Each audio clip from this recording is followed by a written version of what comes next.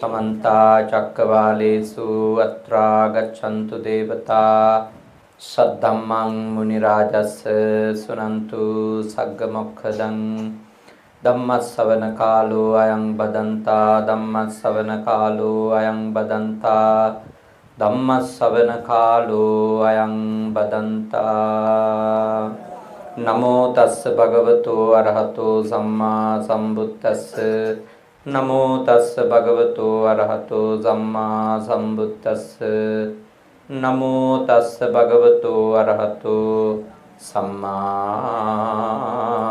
सम्बुद्धस्स कारुणिक श्रद्धाकामी පින්තුනි අම්මා කෙනෙකුගේ වටිනාකම අපි කාටවත් කියලා නිම කරන්නට පුළුවන් කමක් නැහැ. ඒකට අපි මේ භාෂාවේ වචන ඇත්තටම මදි. තාත්තෙකුගේ වටිනකම අම්මා කෙනෙකුගේ වටිනකම කියලා නිම කරන්නට පුළුවන් කමක්. දැන් අම්මාගේ අභාවය නිසා පියාණන් දන්නවා කොච්චර එය තනිකමක් කියන එක නේ. තමන්ගේ ජීවිතේ තමන්ගේ සහකාරී අවුරුදු ගාණක් එකට ජීවත් වෙච්ච කෙනා අහිමි වුණාම ඇතිවෙන වේදනාව ඒක සාමාන්‍ය කෙනෙකුට විග්‍රහ කරගන්න අමාරු එකක්. මොකද අවුරුදු ගාණක් එකට ඉන්නකොට ලොකු බැඳීමක් තියෙනවා. සමහර විට නිතර කතා කරේ නැතත් මනසින් ලොකු බැඳීම් තියෙනවා. ඒ බැඳීම් කියන ඒවා ගමන් කරන ස්වභාවය ස්වરૂපය වෙනස්. කොහොමද? බුදුහාමුදුරුවන්ගේ දේශනාවට අනුව මරුණු හැම කෙනෙක්ම පින් අනුමෝදන් වීමක් සිද්ධ වන්නේ නැහැ. හැම කෙනෙක්ම පින් ගන්නට ඉන්නවාය. හැමෝම පින් අපේක්ෂා කරනවාය කියලා එකක් බුදුහාමුදුරුවන්ගේ දේශනාවේ නැහැ. මරුණු අයගේ පරදත්තූප ජීවී කියන പ്രേත ආත්මයේ ඉපදිච්ච පිරිසක් වෙතොත් අන්න ඒ පිරිස ගැන තිරෝකුඩ සූත්‍රයේ සඳහන් වෙන විදියට පින් අනුමෝදන් වීමක් සිද්ධ වෙන්න තියෙනවා ඉඩක්. අර වේළුවනාරාම පූජා කතාව අපි බලනකොට පේනවා වේළුවනාරාමය පූජා කරපු අවස්ථාවේ බිම්බිසාර රජුරෝ එදින රැයෙහි ටිකක් අමුතු විකාර රූපී සිහින දකින්නවා. අමුතු පිරිසක් රැ එළි වෙනකන් ඔහුට හීනෙන් පේනවා.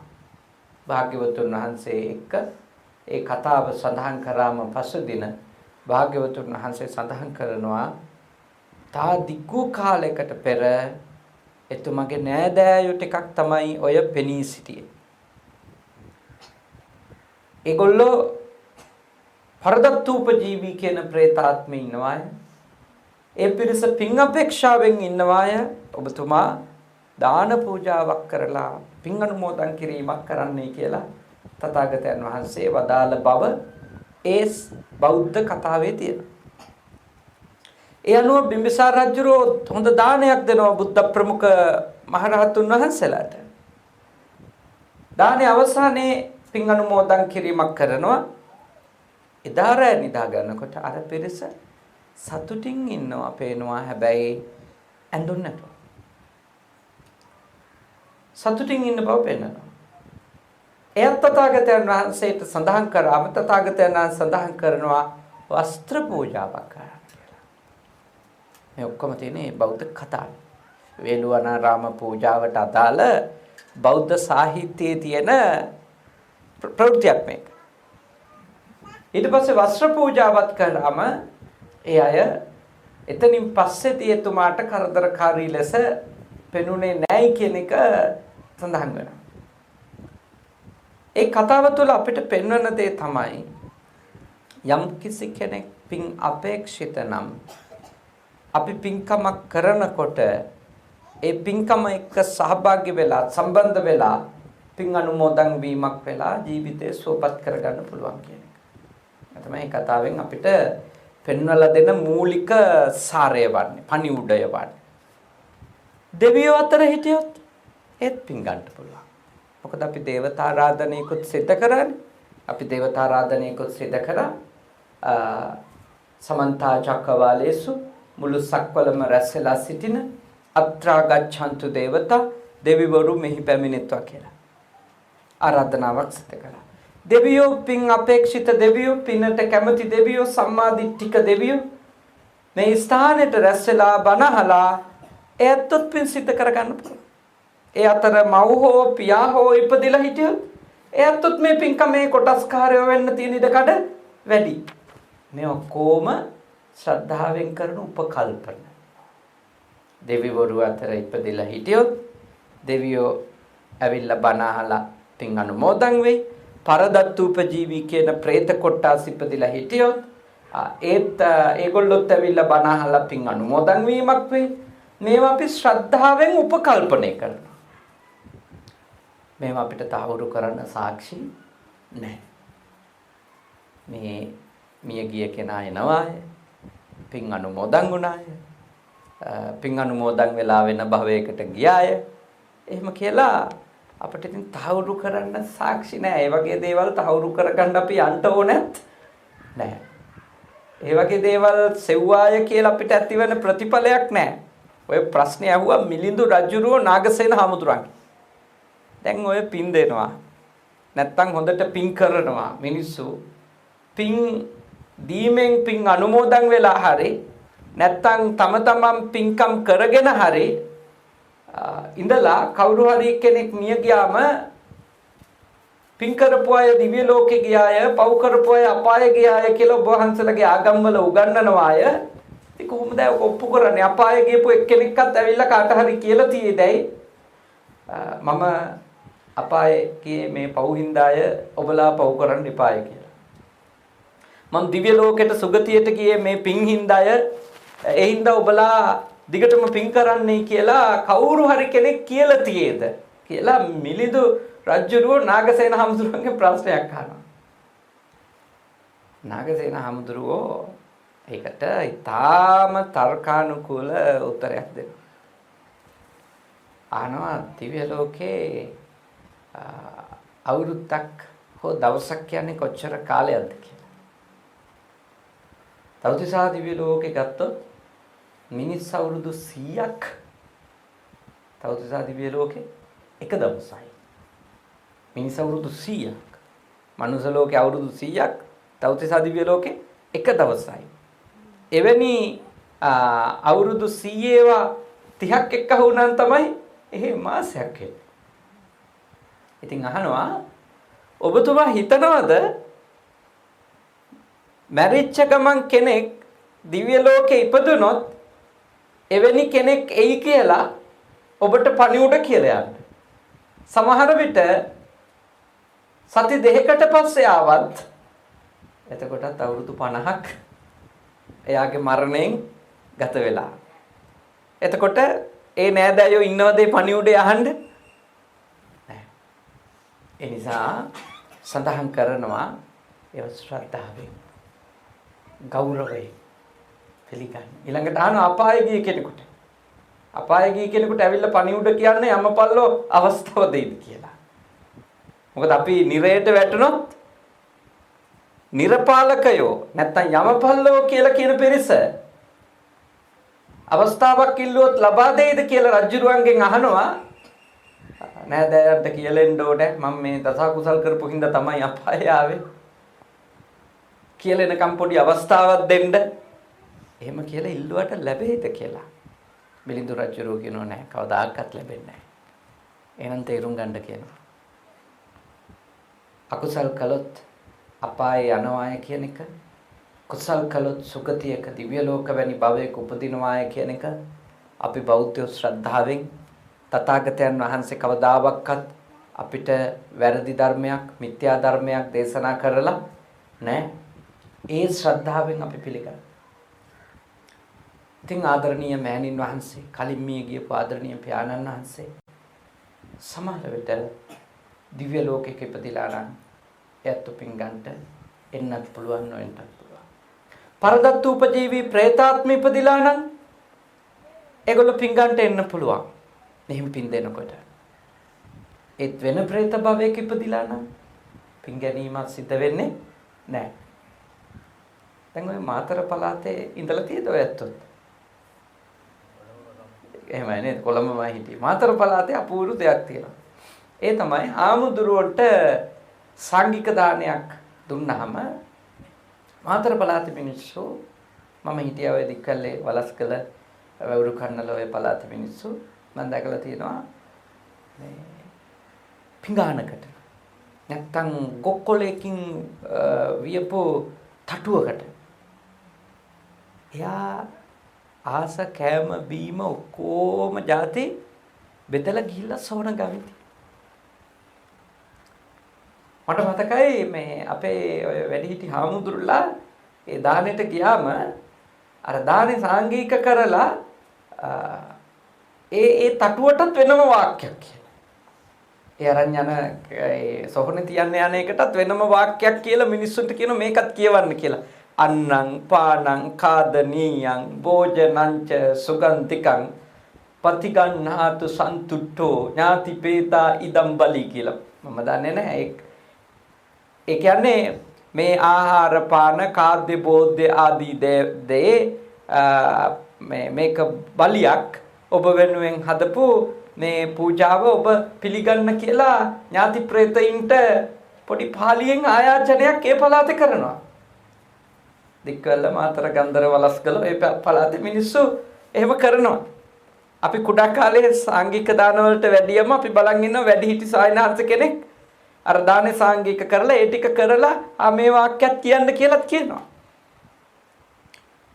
ඉතින් ඇත්තටම මියගිය ප්‍රේතයින්ගෙන් සමහර අය එහෙම කැම බීම අපේක්ෂා කරන ප්‍රේතයෝත් ඉන්නවා. ඒගොල්ලන්ට පින් දුන්නට වැඩක් නෑ. බඩගින්නේ ඉන්න එක්කෙනාට කැම ටිකක් දෙනවා මිසක එයාට පින් දුන්නට වැඩක් නෑ. වතුර තිබෙහි ඉන්න එක්කෙනාට වතුර තිබහට පිපාසෙ නිවා ගන්න වතුර ටිකක් දෙනවා මිසක එයාට පින් සිද්ධ වේවා කිව්වට වැඩක් නෑ. මොකද හැම ප්‍රේතයම අපේක්ෂා කරන්නේ පින්ම නෙවෙයි. පින් අපේක්ෂා කරන්නේ තවත් හොඳ භවයක උප්පත්තිය ලබා ගන්න බලාපොරොත්තුෙන් ඉන්න පරදත්තූපජීවී ප්‍රේත කොටස විතරයි. ඊට අමතරව ධර්මයේ තියෙනවා කුප්පිපාසිත, කාලකංජ, නිජ්ජාම තන්නික, පාංසු පීසාචිකා ඔහොම ප්‍රේත කොටස ගණනාවක් ගැන තොරතුරු තියෙනවා පේතවත්තු පාළි. කුප්පිපාසිත කිව්වේ බඩගින්නෙන් ඉන්න, පිපාසාවෙන් ඉන්න. ඒකයි නම වැටිලා තියෙන්නේ. පරදත්තූප ජීවී කියන්නේ අනුන්ගේ උපකාරයෙන් අනුන් දෙන දෙයින් නැවත ජීවිතයක් ලබන. දැන් ඒ ප්‍රේත කොටස වලට ඒ නම් ලැබිලා තියෙන්නේ ඒගොල්ලොන්ගේ ඒ ආහාරය වන්නේ කුමක්ද? ඒගොල්ලෝ ගෝචර වෙන දේ කුමක්ද ඒගොල්ලොන්ට? ඒගොල්ලෝ හොයන දේ මොකක්ද කියන එක මත. ඔය පාංසු පීසාචිකා වගේ ප්‍රේත කොටස ඒ පස් කාලා මල මුත්‍රා සෙමසොටු වැනි දෑ කාලා ජීවත් වෙන ප්‍රේතයෝ ගැන තමයි නිජ්ජාම තන්නික ඔය වගේ නම් වලින් අඳුන්වලා තියෙන්නේ. එහෙම ප්‍රේතයෝ අතර ඉපදුනොත් අපි මේ පින් කරාට ඒගොල්ලන්ට ප්‍රයෝජනයක් නැහැ.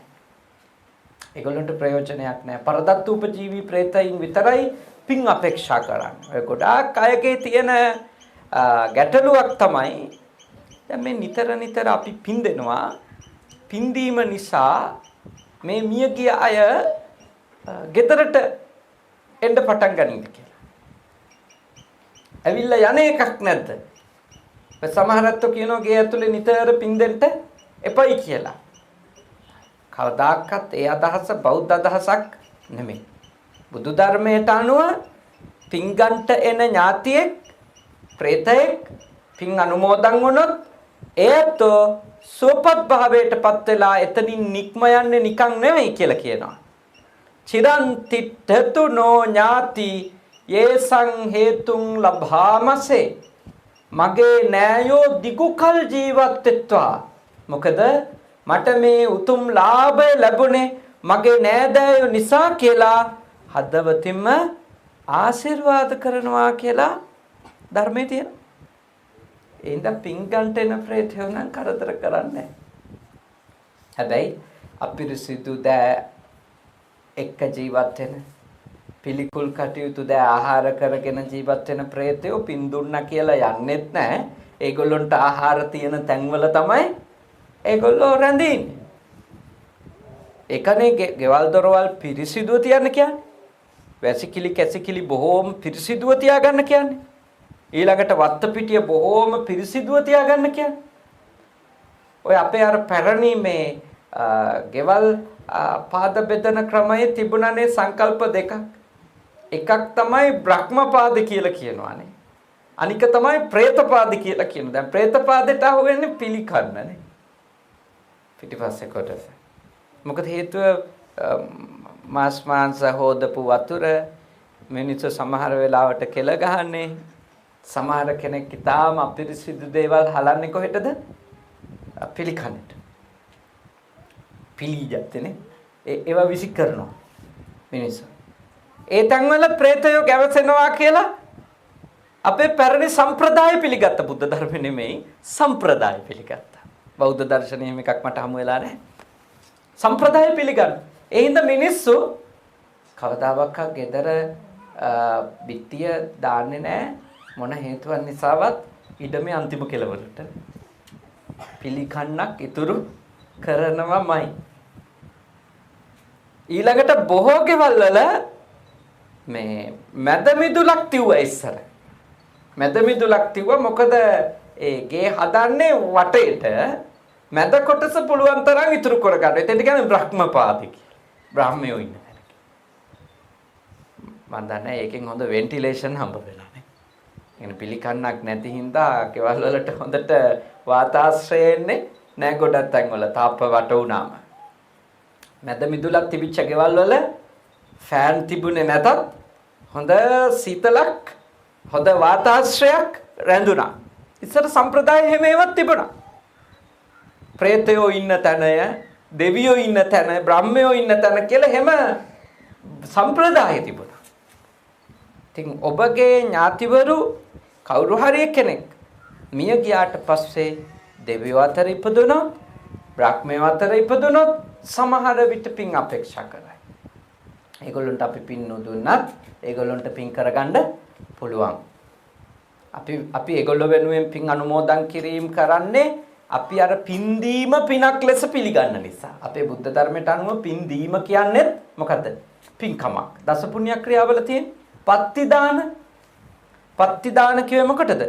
පින් අනුමෝදන් කිරීම. ඒකනේ ප්‍රාප්ති දානමය පින්කමක් කියලා කියන්නේ සාංගික දානවලදී. ඒ කියන්නේ පින් දෙන්න දම් දෙනකොට සායනාංශල කියනවා මෙය ප්‍රාප්ති දානමය පින්කමක්. පින් දෙන්න කරන පින්කමක්. එතකොට පින් දීම කියන්නේම පින්කමක්.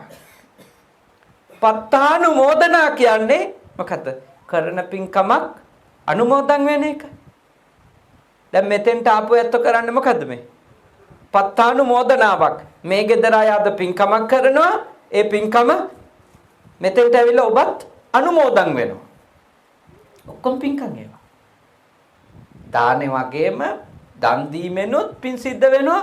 පින් දීමෙනුත් පින් සිද්ධ වෙනවා. පින් අනුමෝදන් වීමෙනුත් පින් සිද්ධ වෙනවා. මේ කටයුතු අපි කරනකොට පින් අනුමෝදන් වුණත් නැතත් මිය ගිය අය අපට වැඩක් වෙන්නේ නැහැ. අපට කිසිම වැඩක් වෙන්නේ නැහැ. ඒ හින්දායි අපි දිගින් දිගටම 7 දවසෙන් 3 මාසෙන් අවුරුද්දෙන් මේ වගේ පින් කටයුතු කරනවා. හැබැයි මං එක ධර්මානුකූල අනතුරු ඇඟවීමක් ඔබට කරනවා. ඒ තමයි මරුණට පස්සේ Taman ඉපදිච්ච තැන වෙනස් කරලා දෙන්න ජීවත් වෙන අයට බෑ. තේරුණාද? මරුණට පස්සේ Taman ජීවත් වෙන තැන වෙනස් කරලා දෙන්න ජීවත් වෙන අයට බෑ. ඒ හින්දා මැරෙන්න කලින් එක්ක නිවන් මඟ අවබෝධ කරගෙන භව ගමන නිමා කරගන්න. එහෙම නැත්තම් මරුණට පස්සේ කෙනෙකුට ගලව ගන්න වෙන්නේ නැති තැනක එනම් සුගති භූමියක උපදින්න පුළුවන් විදියට මොකක් කරන්න ඕනද? කත්තබ්බං කුසලං කුසල් කළ යුතුයි. චරිතබ්බං බ්‍රහ්මචර්යං බ්‍රහ්මචර්යාවක නැත්තම් උතුම් හැසිරීමක ඔබ ඉඳිය යුතුයි. කුසල් කළ යුතුයි. ඊටාම උතුම් ජීවන ක්‍රමයක් හැසිරීමක් ඔබගේ ජීවිතයට එකතු කරගත යුතුයි. දැන් බලන්න අම්මට කොච්චර ආදරේ වුණත් ඔය ඇතුනේ. තාත්තට මේ පුතාලා දූලා කොච්චර ආදරේ වුණත් මුණුබුරු මිනිබිරි ඔය පාවඩ එහෙම දැන් මේ චූටි මුණුබුරු මිනිබිරියෝ ටික නේද? ඉතින් ඒගොල්ලෝ කොච්චර ආදරේ වුණත් අත්තම්මට ඉතින් එයා නරක තැනක ඉපදිලා නම් හොඳ තැනකට යවන්න බෑනේ. ඒ කරන්න බෑ. එයා පරදත්තූපජීවී භවයේ හිටියා. අද මේ පින්කමට ඇවිල්ලා පින් අනුමෝදන් වුණොත් නේ යාට මේකෙන් ප්‍රයෝජන. යාවොත් එන්න ඕනේ. ද්වාර බාහාසු තිට්ඨන්ති. දොර එලිපත්තේ හරි ඉන්ටෝනේ ඉඳලා පින්කමට සම්බන්ධ වෙන්න ඕනේ. පින්කමට සම්බන්ධ වෙන්න ඕනේ. ඒ කියන්නේ මොකද්ද? Tamanට පින කරගන්න ඕනේ කවුද? තමන්මයි. මොකද බුද්ධ ආගමේ නෑනේ කොතනකවත් තව එක්කෙනෙකුට පුළුවන් ඥානික ගලව ගන්න කියලා. බුදුහාමුදුරුවන්ගේ මූලික දේශනාවෙම තියෙන්නේ අත්ත දීපා විහෙරත භික්ඛවේ අත්ත සරණාන අනඤ්‍ය සරණා. පින්වත් මහණෙනි තමන්ට තමන්ම පිහිට කොට ගනිව්. තමන්ට තමන්ම පිහිටවව්. අත්ත දීපා විහෙරත භික්ඛවේ තමන්ට එළිය වෙන්න ඕනි කවුද? තමන්මයි.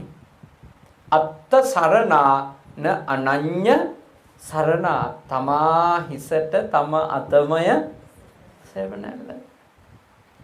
එන සරණක් නැහැ. කොච්චර දරුවෝ ආදරේ වුණත් කොච්චර නෑදෑයෝ ආදරේ වුණත් බිරිඳ හෝ සැමියා මොන්නත් තරම් ආදරේ වුණත් මැරුණට පස්සේ නම් බේර ගන්න බෑ. දැන් හොඳට තේරුම් ගන්න ඕනේ අපි පින්කම් කරනවා අපේ හිත හදාගන්න. හැබැයි ඒ පින ගන්න පුළුවන් තැනක ඉඳියොත් විතරමයි මේ මවුට මේ පින අතේ. එහෙම නැතුව එතුමිය ඉන්න භවය තුල මේ පින අනුමෝදන් වීමේ හැකියාවක් නැතිනම් කරන්න දෙයක් නැහැ. ඒක ඉතින් තමන් වපුරපු දේවල් තමයි. ඒ හින්දා අපි මේ ඒකයි මම කිව්ව ඔබට ධර්මානුකූල අනතුරු වැඟවීමක් මේක කියන්නේ. ඔබ වග වෙන්න ඕනේ ඔබගේ ජීවිතය ගත කරති හැම දවසකම. මොකද අපි ඕනෑම කෙනෙක්ගේ අන්තිම දවස අද දවස වෙන්න පුළුවන්. අපි ඕනෑම කෙනෙක් වයස ගියේ වුණා නේද? මොනතරම් දැනුගත් වුණා කොච්චර සල්ලි තිබුණා අපි ඕනම කෙනෙක්ගේ අන්තිම දවස අද දවස වෙන්න පුළුවන්. මේ අපි අහන අන්තිම බණ වෙන්නත් පුළුවන්. අන්තිම බණ වෙන්න පුළුවන් අපි අහන. මම දේශනා කරන අන්තිම බණ වෙන්න පුළුවන්. කිසිම සහතිකයක් නැහැ ඊළඟ බණ කියයි කියලා. මේ බණෙන් පස්සේ තව බණක් කියයි කියලා කිසිම සහතිකයක් නැහැ. ඔය ඇත්තෝ මේ පින්කමෙන් පස්සේ තව පින්කනුත් කරයි කියලා කිසිම සහතිකයක් නැහැ. කවුරු හරි අහුවොත් මෙහෙම එහෙම කියන්නේ කොහොමද? තාම තරුණයිනේ අපි. ඉතින් මම එතකොට අහනවා ඉතින් තරුණයි මැරෙන්නේ නැහැ කියලා කොහෙද තියෙන්නේ? කවුරු හරි කිව්වොත් නෑ අපි මැරුණට පොඩි ළමයි නම් මැරෙන්නේ නෑ. ඒගොල්ලොන්ට ඒ හැටි වයසක් නෑ. ඉතින් කවුද කොහෙද කියලා තියෙන්නේ?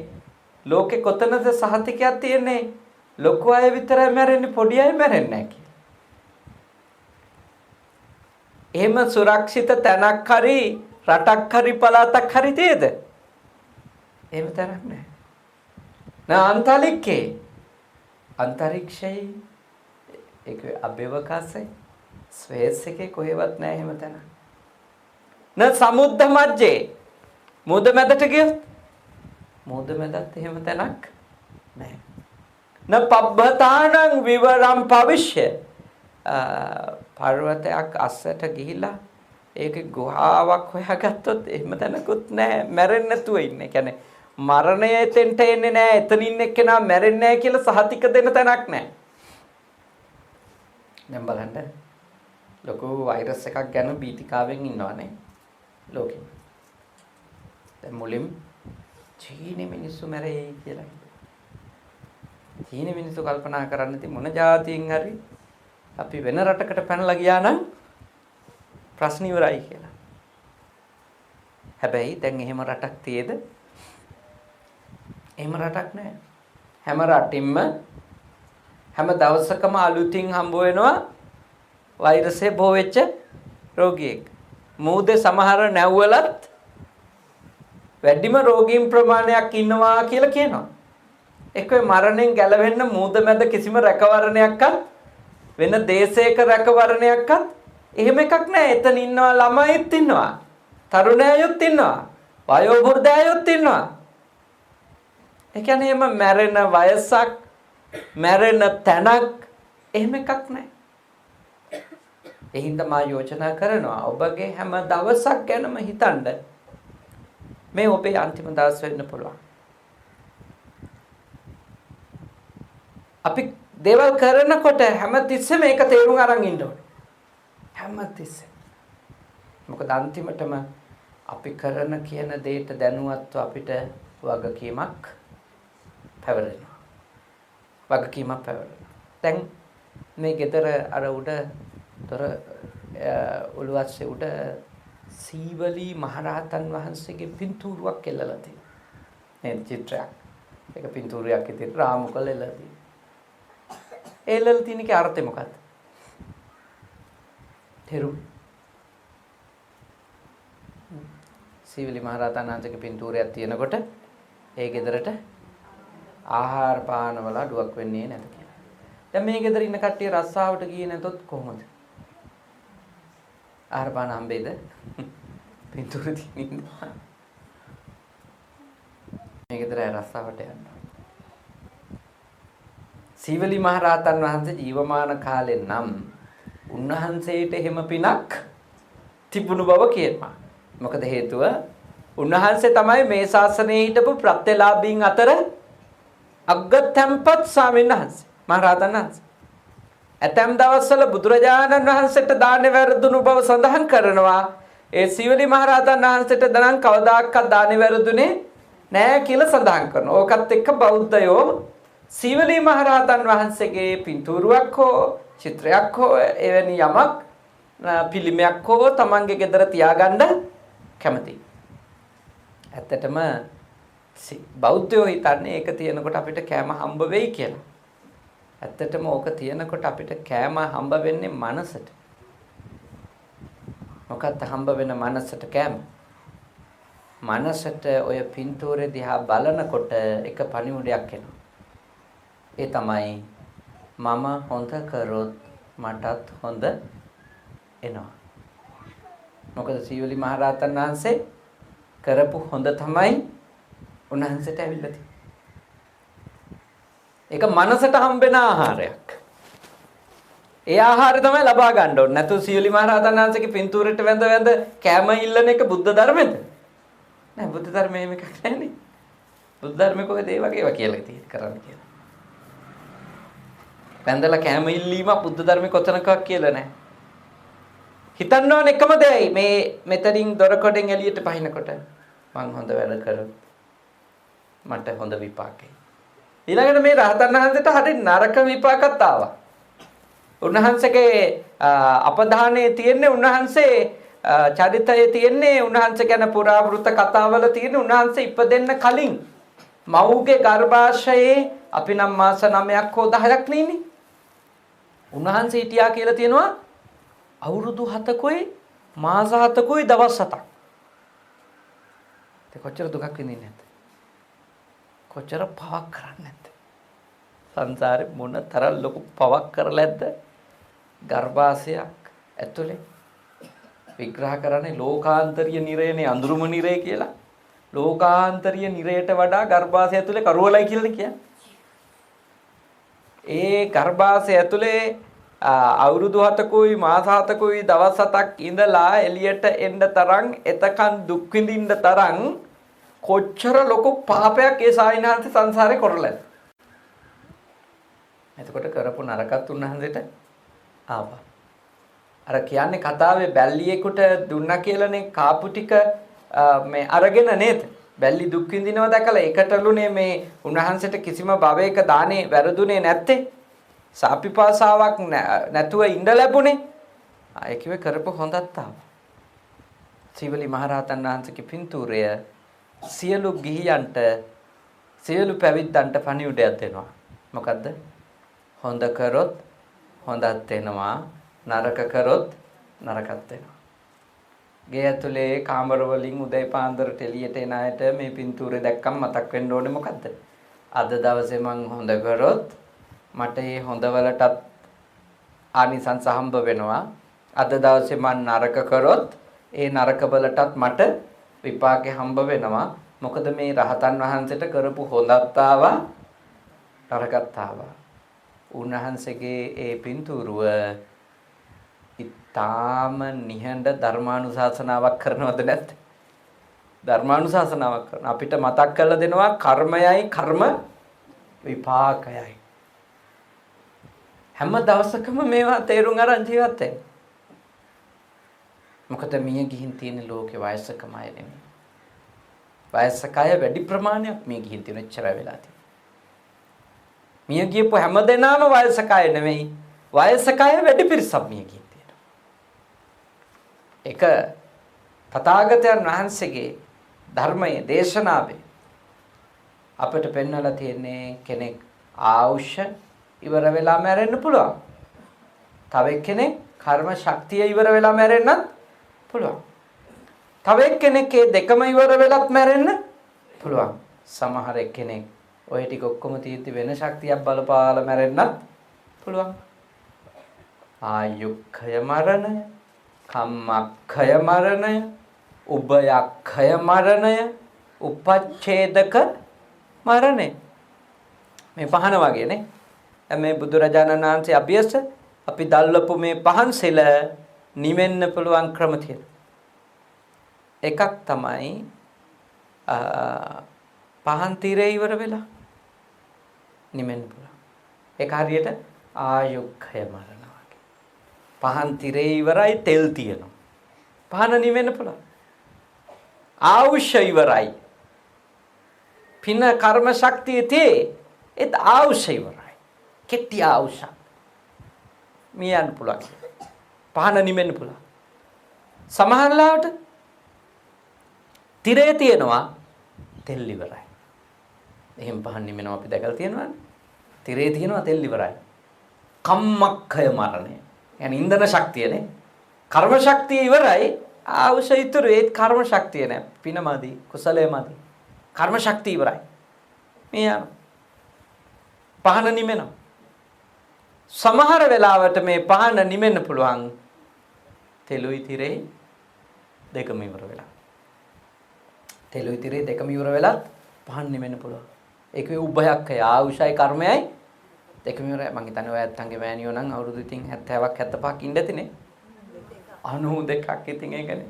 ආයුෂයි කර්මයයි ඔක්කොම උපරිමයටම විඳින්න නැතිනේ. උභයක්ඛය මරණයක් කියලා බය නැතුව කියන්න පුළුවන්.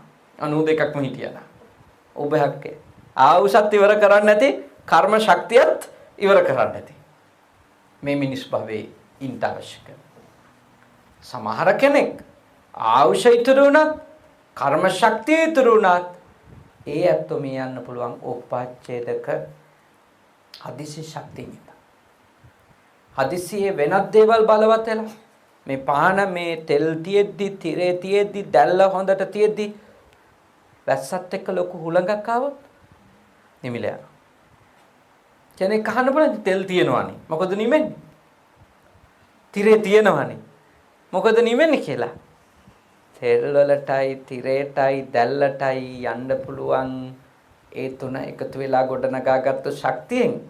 හැබැයි ඊට වැඩිය බලවත් ශක්තියක් ආවොත් එළියෙන් මේකට ඔරොත්තු දී ගන්න බැරි වෙනවා. අන්න ඒවට කියන උපච්ඡේදක මරණ. හදිසි ශක්තියින් ඉදිරිපත් වෙච්ච නිසා කර්ම ශක්තියින් මැරෙන්න පුළුවන් කෙනෙක්. ඒ ඔබගේ මෞතුමිය ඊතා දිගු ආයුෂකුත් භුක්ති විඳලා තියෙනවා. ඒ කියන්නේ මනුෂ්‍ය ජීවිතයක ගත කරන්න අවශ්‍ය කරන කර්ම ශක්තියක් මං හිතන්නේ උපරිමයට භුක්ති විඳලා තියෙනවා. උපරිමයට මෑණින්හන්සේ භුක්ති විඳලා තියෙනවා. මං විශ්වාස කරනවා පියාණනුත් අඩුම 80ක්වත් ඉන්නේ නැතිනේ. 83ක් හිටියා. ඒකනේ. දෙන්නම මනුෂ්‍ය ජීවිතයක ලබන්න පුළුවන් ලංකාවේ හැටියට නම් පරමාවුෂත් ඉක්මවලා තියෙනවා. මනුෂ්‍ය ජීවිතයක ලංකාවේ මිනිසුන්ගේ පරමාවුස පිරිමියෙකුගේ 65යි 70යි. උපරිම. කාන්තාවකගේ නම් 70යි 75යි. එතකොට මේ වගේ මව්වරු පියවරු ඒගොල්ලෝ පරමාවුෂත් ඉක්මවපුවයි. 120ක් තිබුණේ තථාගතයන් වහන්සේ ජීවමාන කාලෙදී.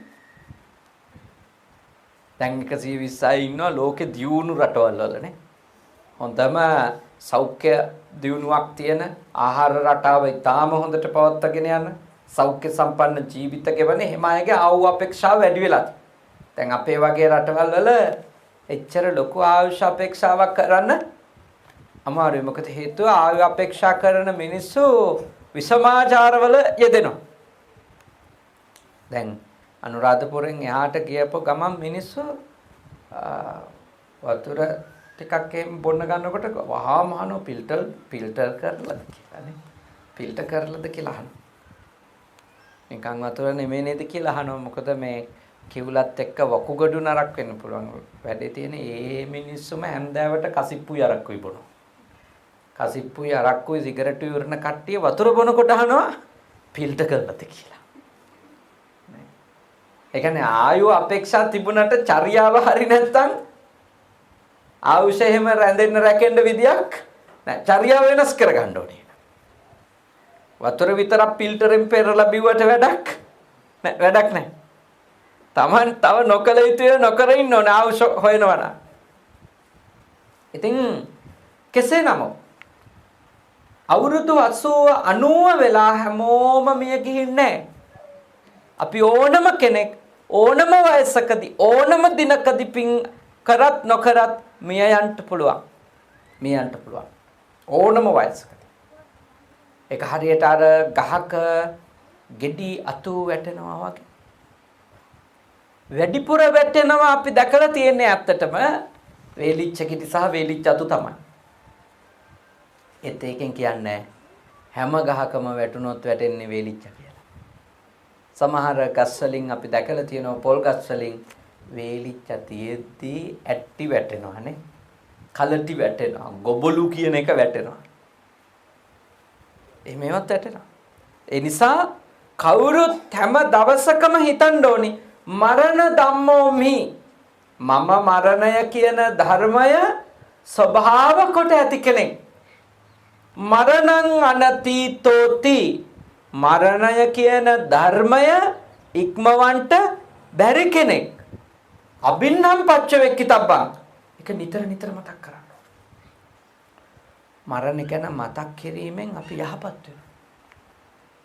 ගොඩාක් අය මරණේ මම මැරෙයි නේද? මට තා වැඩි කාලයක් ජීවත් වෙන්න නෑ. ඔය වගේ වාක්‍ය කිව්වොත් එහෙම Taman ආදරය කරන කෙනෙක් රණ්ඩු කරනවද නැද්ද? රණ්ඩු කරනවා.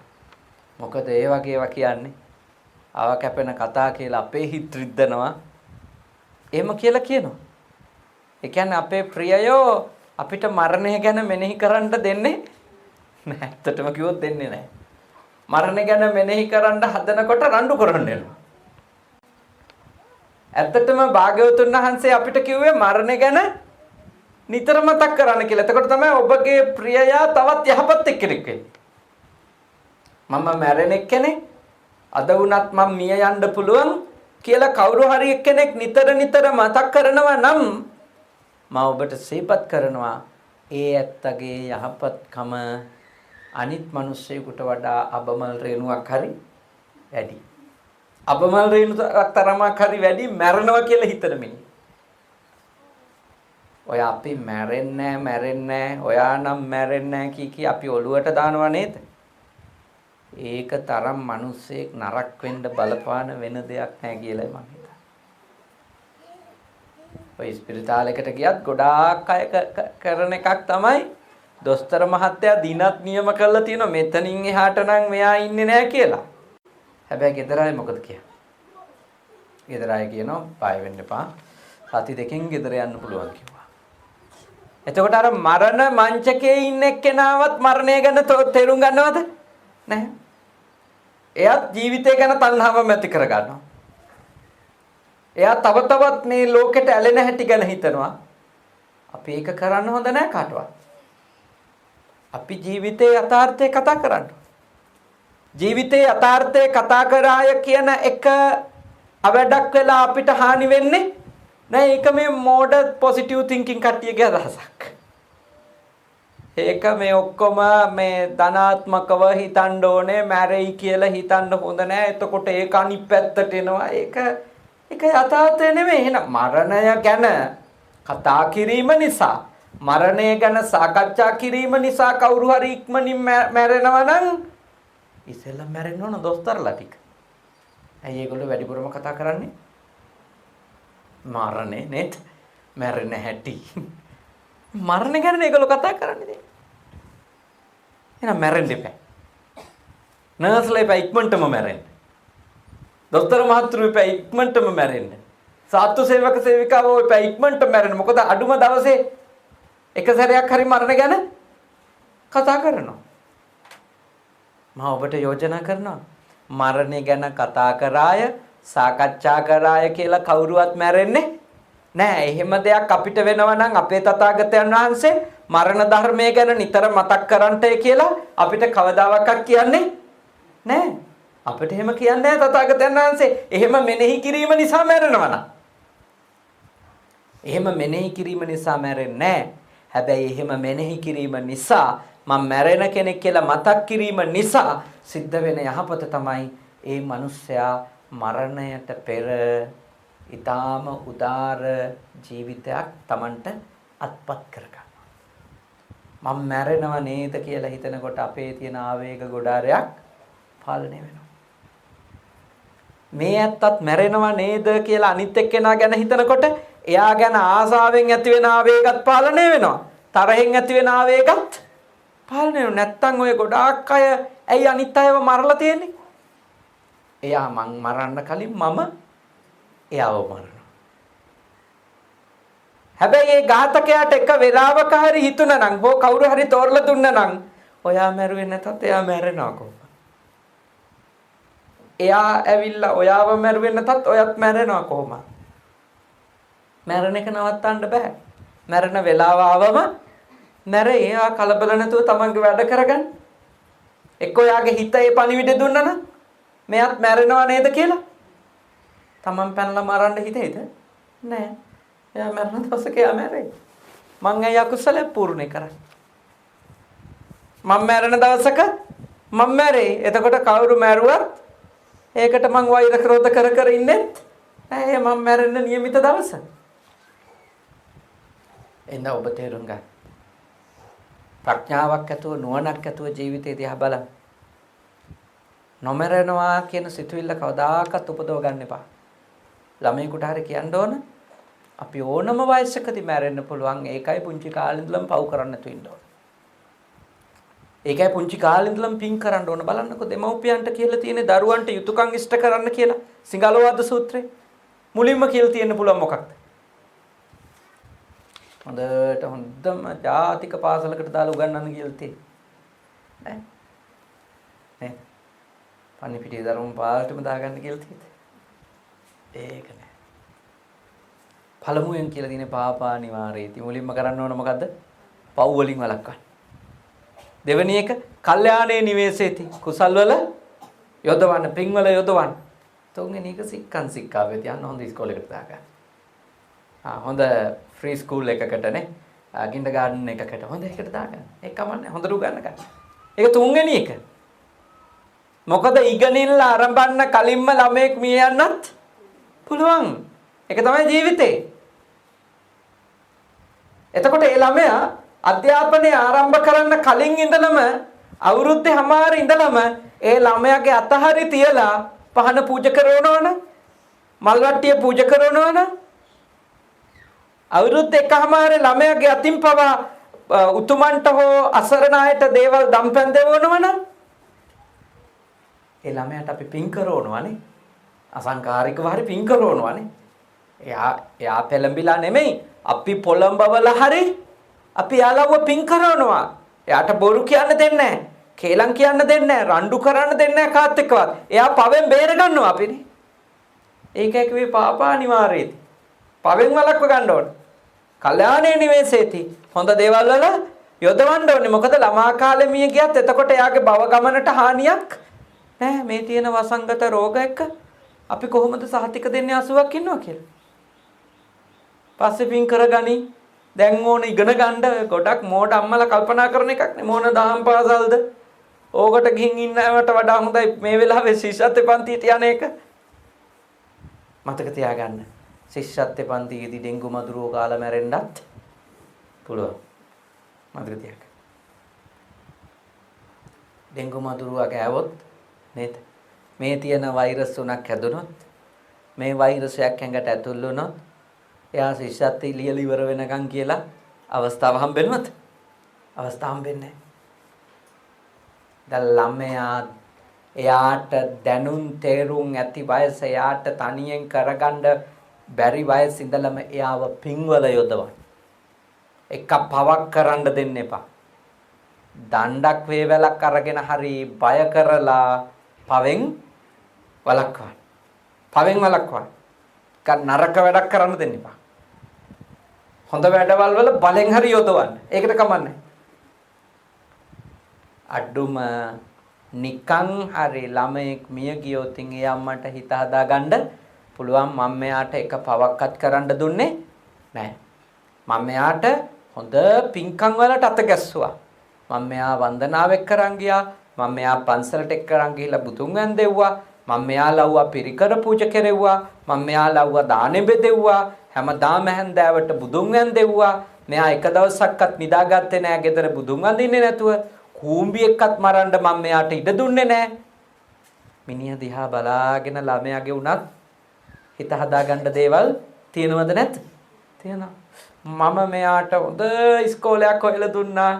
මම මෙයාව ශිෂ්‍යත්ව පන්තියේ හොඳම එකට දැම්මා. හොඳටම O level පාස් කෙරෙව්වා. මිනිහා දිහා බලාගෙන ඕවා හිතලා එයාට එයාගේ ඊළඟ භවයේ හොඳයි කියලා හිතන්න පුළුවන්ද? වැඩ නැහැ. ඒවා මෙලවටනේ. ශිෂ්‍යත්වයේ හරි O level හරි A level හරි උපාධි හරි PhD හරි ඔක්කොම කොහෙටද? මෙලවට හොඳයි. ඒත් එයා ඒ ඵල ලබන්න කලින් මිය ගියොත් එයාට තියෙන රැකවරණය තමයි කරපු පින්. ඒකනේ භාග්‍යවතුන් වහන්සේ වදාළේ වය ධම්මා සංඛාරා. හටගත්තු හැම දෙයක්ම වය. වය කිව්වේ නැසෙනවා. නැසෙනවා. නැති වෙලා යනවා. විනාශ වෙලා යනවා. අප්පමාදේන සම්පාදේත. මොකද කරන්න කිව්වේ?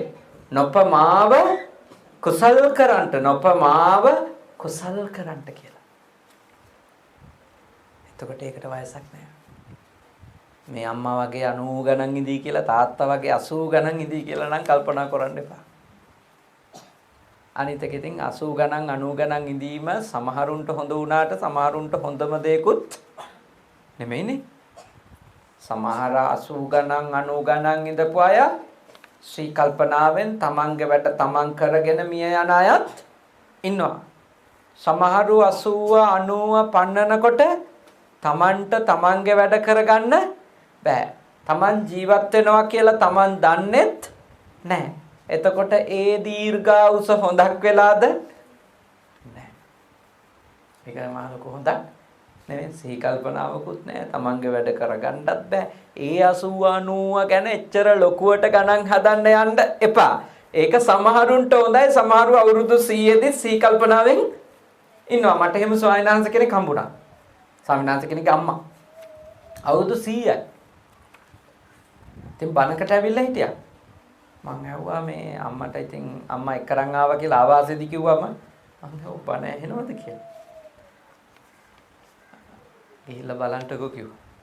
බණ ඉවර වෙනකන් වැඳගෙන අහන් හිටියා. පොඩි පුටුවක වාඩි වෙලා. තේට ඇහෙනවා. අවුරුදු 100 දිත් තමන්ගේ වැඩ තමන්ම කරගන්න. ඒ දීර්ඝායුෂ ඉතින් සාපේක්ෂව හොඳයි.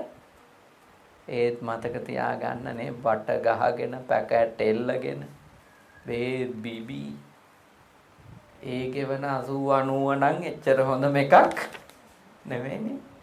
දුකක්නේ. තරහෙන්නේ ඉන්න එතකොට වැඩි වෙලාව. ලෙඩ එක්ක ගෙවන ජීවිත ගොඩක් වෙලාවට ගෙවෙන්නේ සන්තෝෂෙන්ද ද්වේෂයෙන්ද? ආරිම ද්වේෂයෙන්. ඒක නෙවෙයි ලෙඩ වැඩි වෙන්න සමහරු වයසට ගිහිල්ලා මලයක් ඉන්නියෝ වගේ නේ. ආණ්ඩු කරන එකමයි වැඩේ. පුප්පන එකමයි වැඩේනේ. මූණු එල්ලාන ඉන්නේ කොච්චර. අර ලෙඩ අමාරුත් එක්ක තරහක් එනවනේ. වැසිකිලි යා ගන්න බෑ. නැගිට්ටම වාඩි වෙන්න බෑ. වාඩි වුණාම නැගිටින්න බෑ. රෑ එළි වෙනකන් කකුල් රුදාවයි. නිින්ද යන්නේ නැහැ. තුනටිය රිදෙනවා. ඇස් දෙක පේන්නේ නැහැ. ඕවා එකක්වත් Tamanට ප්‍රිය දේවල්ද? එහෙනම් ඔය ඔක්කොම අප්‍රිය දේවල්නේ. ප්‍රිය මොකද්ද? ඇස් දෙක හොඳට පෙනුනොත් හොඳයි. කන් දෙක හොඳට ඇහෙන එක හොඳයි. මගේ වැඩ මට කරගන්න පුළුවන් නම් හොඳයි. යම් පිච්ඡන් නලබති එයා යමක් කැමතිද ඒක නොලබෙනකොට තම්පි දුක්ඛං. එයා ඉන්නේ සතුටින්ද දුකෙන්ද? දුකෙන්. දුකෙන් ඉන්න මිනිස්යාගේ හිතේ ස්වභාවය මොකද්ද? දෝමනස්ස සහගතයි, පටිඝ සම්පයුත්තයි. අසතුටයි තරහයිනේ. භවගාමී ජීවිතේ හොඳම වෙයිද? කියන්න බෑ. අනතුරකට යන්න තියෙන ඉඩකඩ බොහොම වැඩි. ඒකනේ වයසට යන්න කලින් මේ ජීවිතය ගැන අනිත්‍යතාවය ගැන යථා ස්වභාවය නම් හොඳටම තෝරලම තියෙන්න ඕනේද නැද්ද? තියෙන්න ඕනේ. එතකොට එක එක අවයව පණ නැති වෙනකොට එයා ඒක තුලින් දකින්නේ මොකද්ද? ඒක කායානුපස්සනාව කරගන්නවානේ. මේ කයේ තියෙන අනියත බවම දකින්ට එයා ඒක භාවනා කමටහනක් කරගන්නවා. සමහර අය අත් දෙකත් පණ නැහැ, කකුල් දෙකත් පණ නැහැ, මොකටද ඉන්නේ, මැරෙන්නේවත් නැහැ කිය දත් මිටි කනවද නැද්ද? දත් මිටි කනවා. ඒකයි ධර්මය අහන්න කියන්නේ. ගොඩාක් අය දන්නේ මේ ධර්මය අහන එකේ තියෙන වටිනකම. ජීවිතේ යථා ස්වභාවය තේරුම් කරලා දීලා හිටියොත් Tamanගේ හිතට බය නැතුව ඉන්න පුළුවන්. අවුරුදු 80 90 වෙලා එක්තැන් වුණත් Tamanට Taman ද්වේෂ කරගන්නේ හෝ Taman අනුන්ට ද්වේෂ කරන්නේ නැතුව ඉඳලා මැරෙන්න පුළුවන්. ඒ දුර්වල වෙන හැම දෙයක් කරාම ජීවිතේ යථා ස්වභාවය දකින්න පුළුවන්. ඒක භාවනාවක් වෙයි. නැත්තම් ඒක වෛරයක් වෙයි. ක්‍රෝධයක් වෙයි. ගොඩක් අයට ඒක වෙලා තියෙනවා. සුළු පිරිසයි ජීවිතේ යථාර්ථය දකින්න Tamanගේ කය ප්‍රයෝජනෙට ගන්නෙ නේ. හිතන්නේ Tamanගේ කය මෙහෙම වුණානේ කී. දේශෙන් ක්‍රෝධෙන් ඉන්නේ. සබුද්ධිමත්ය. හොඳට ජීවිතේ තේරුම් ගන්න. මැරෙන්න කලින් මේව තේරුම් ගන්න. මැරෙන්න ඉතින් අදද දන්නේ නැති නිසා අදම තේරුම් ගන්න. දැන් මං කියනකොට මැරෙන්න කලින් තේරුම් ගන්න ඕ 60 දිවත් තේරුම් ගන්න ඕනේ. 60ක් ඉන්නවයි කියලා මං කිව්වේ නෑ මෙතන. මං කොහේ මැරෙන්න කලින් කියලා දැන් තේරුම් ගන්න. මේ වෙලාවේ තේරුම් ගන්න. මේ වෙලාවේ තේරුම් ගත්තොත් ඊළඟ මොහොතත් හොඳ වෙන්නේ. ඒ මොහොතෙත් මේ යථාර්ථය තේරුම් අරන් හිටියොත් ඊළඟ මොහොතත් හොඳ වෙයි. කොයි වෙලාවේ කොයි විනාඩියේ මරුණත් බය වෙන්න දෙයක් නෑ. මොකද ජීවිතේ තේරුම් අරන් ඉන්නා. ඇත්ත වටහාගෙන ඉන්නා. එතකොට කයෙන් අකුසල් අඩු වෙයි. වචනෙන් අකුසල් අඩු වෙයි. හිතින් අකුසල් අඩු වෙයි. එතකොට සීල සමාධි ප්‍රඥා වර්ධනය කරන්නට අවශ්‍ය කරන වීරියය ඔබ තුලින්ම දියුණු වෙයිද නැද්ද? දියුණු වෙයි. නිසක වශයෙන්ම දියුණු වෙයි. ඔබ තුලින්ම දියුණු වෙයි. මේවා තේරෙනකොට ඔය වීරිය තමයි වැඩි වෙන්නේ. සීල සමාධි ප්‍රඥාව වඩන්න. සීලය දියුණු කරන්න හිතෙන. සමාධිය දියුණු කරන්න හිතෙන. ප්‍රඥාව දියුණු කරන්න. ඉතින් හොඳයි. තාම ශ්‍රද්ධාවෙන් ඊටාම උතුම් පින්කම පැයක් පමණ වෙලා 4:05 විතර වෙලා බණ පටන් ගන්නකොට 5:05 විතරලා දැන් 6:10 වෙලා මිටහා මම දේශනේදී කරන්නේ නැහැ. ඊටාම ශ්‍රද්ධාවෙන් පැයකට මදක් වැඩි වෙලාවක් මේ දේශනාව ශ්‍රවණය කරා. මේ දේශනාව ශ්‍රවණය. දැන් ඔයත් සන්තෝෂ වෙන්න ඕන හවස 5ට ලැබිච්ච එක ගැන. හේ දන්නවා. හවස 5ට බණ දාපු හින්දා බණ අහන්න එන අයගෙන් 80%ක් ඇවිල්ලා. මතක තියාගන්න මේක 7ට දැම්ම නම් එහෙම එන්නේ බණ ඉවර වෙන වෙලාවට. තේරුණානේ? ආද ආපු ඔක්කොම අය බණ අහන් හිටියා. නැත්තම් ගොඩාක් අය වෙන්නේ බණ ඉවර වෙන වෙලාවට ඇවිල්ලා කැම චුට්ටක් කාලා යනවා. ඔච්චරයි. බණ පටන් ගන්න වෙලාවට 20යි බණ ඉවර වෙන වෙලාවට 250යි සීනි කිලෝ 2 බැගින් තියාගෙන. ඒක අපරාධනේ. ඉතින් අපිත් මහන්සි වෙනවා පැයක් කතා කරනවා. ඉතින් ඊට වැඩිය මේ වෙලාවේ මේක ලැබිච්ච නිසා හැමෝම බණ වෙනුවෙන් කැපවීමක් කරාද නැද්ද? කැපවීමක් කරා. බොහෝ වැඩ අතහැරලා දෙන්නේ නැතිනේ. හරි එහෙම තමයි. හොඳ දෙයක් ලබන්න දෙයක් අතාරින්න ඕනේ. එකක් කැප කරන්න ඕනි. කැපවීමක් කරලා ආපුයින්දම එළියේ හිටපු අයයි ඇතුලේ ඉඳපු අයයි ඔක්කොම ඉතාලම හොඳට මේ දේශනාව අහන් හිටිය අම්මට කොච්චර පිං සිද්ධ වෙනවද? කොච්චර පිං සිද්ධ වෙනවද? මම ඒකයි කිව්වේ බය නැතුව මේ වෙලාව දාගන්න මේ වැඩේ හරි යනවා කියලා. නේද? මේ පිං අත් වේවා ඥාතිවරියට හිතවතියට මේ පිං අත් වේවා අපේ ස්වාමීන් වහන්සේගේ සහෝදරියට මේ පිං අත් වේවා ඒ මියගිය පියාණන් මෞතුමිය මේ පිං අනුමෝදන් වෙලා සුවපත් වෙත්වා සැපවත් වෙත්වා දුකින් මිදෙත්වා ඉක්මන් භවයකදී ප්‍රාර්ථනීය බෝධියකින් නිර්වාණ ධර්මය අවබෝධ කරත්වා සාදු සාදු සාදු ඉදම්මේ ඥාතීනං හෝතු සුඛිතා හොන්තු ඥාතයෝ ඉදම්මේ ඥාතීනං හෝතු සුඛිතා හොන්තු ඥාතයෝ ඉදම්මේ ඥාතීනං හෝතු සුඛිතා හොන්තු ඥාතයෝ දෙවියෝ පින් අත් කර ගනිත්වා ලංකාවෙත් විදේශ රටවල් වල ජීවත් වෙන ඒ මියගිය මව්තුමියගේ පියතුමාගේ දුවා දරුවන්ට මුණුබුරු මිනිබිරියන්ට පවුලට එකතු වෙච්ච දුවා දරුවන්ට සියලු දෙවියන්ගේ ආශිර්වාද වේවා මේ පින්කම සංවිධානය කරපු ආපු ගියපු හැම දිනාටමත් සියලු දෙවියන්ගේ ආශිර්වාද වේවා කරදර දුරු වේවා බාධක දුරු වේවා අපේ පූජනීය තිස්ස නායක ස්වාමීන්ද්‍රයාණන් වහන්සේටත් සියලු දෙවියන්ගේ ආශිර්වාදයෙන් නිදුක් බව ලැබේවා නිරෝගී බව ලැබේවා සුවපත් බව ලැබේවා අප විශ්වාස කරන අපි දිනපතා පින් අනුමෝදන් කරන සියලු දිව්‍ය රාජ සමූහය මේ පින්බෙලෙන් අමා මහ නිවනම අවබෝධ කරත්වා සාදු සාදු සාදු මේ පින් කුසල් පාරමිතා වේවා ඊ타ම ඉක්මන් භවයකදී නිවන් දකින්නට අපි හැම දිනාට මේ පින් කුසල් උපකාරක ධර්ම වේවා සාදු සාදු සාදු ආකාසට්ටා ච බුම්මට්ටා දේවානාගා මහිත්‍තිකා පුඤ්ඤන්තං අනුමෝදිත්වා චිරන් රක්ඛන්තු ශාසනං ආකාසට්ටා ච බුම්මට්ටා දේවානාගා මහිත්‍තිකා පුඤ්ඤන්තං අනුමෝදිත්වා චිරන් රක්ඛන්තු දේශනං ආකාසට්ටා ච බුම්මට්ටා දේවානාගා මහිත්‍තිකා පුඤ්ඤන්තං චිරන් රක්ඛන්තු මම් පරන්ති තී අවසාන වශයෙන් අප හැම දිනාටම තුනුරුවන්ගේ ආශිර්වාදයම උදා වේවා වන්දනා කරගමු අභිවාදන සීලිස්ස නිච්ඡං වද්දාපචායනෝ චත්තාරෝ ධම්මා වඩ්ඩන්ති ආයුවන්නෝ සුඛං බලං ආයුරාෝග්‍ය සම්පatti සග්ග සම්පatti මේවච අතෝ නිබ්බාන සම්පatti මිනාතේ සමිජ්ජතු හොඳයි තුනුරුවන් සරණයි